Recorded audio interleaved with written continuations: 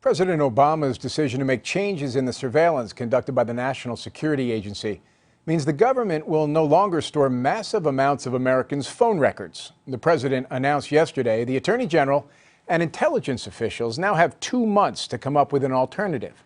But as Nancy Cordes reports, all the options have serious drawbacks.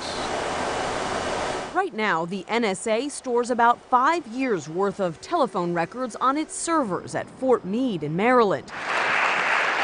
But after a public outcry, the president says it's time to find a new home for that sensitive data outside the government. This will not be simple. The problem, he says, is that intelligence agents will still need to access that data easily when they're tracking potential terrorists.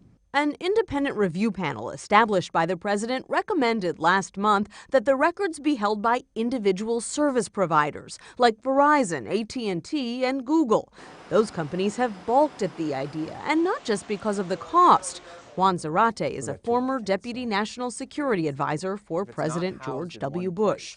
If the telecoms companies have to create portals for the government to be able to access their data, that in and of itself creates problems and challenges and would require checks and balances and auditing and oversight. One alternative the panel proposed was to authorize a specially designated private organization to collect and store the data.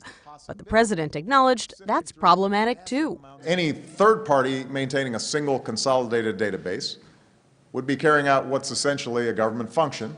The idea of a third-party consortium or clearinghouse to house this data sounds good in concept, but the problem is it doesn't exist. None of these options satisfy privacy advocates who say the real issue isn't where this data should be stored, but whether it should be stored at all.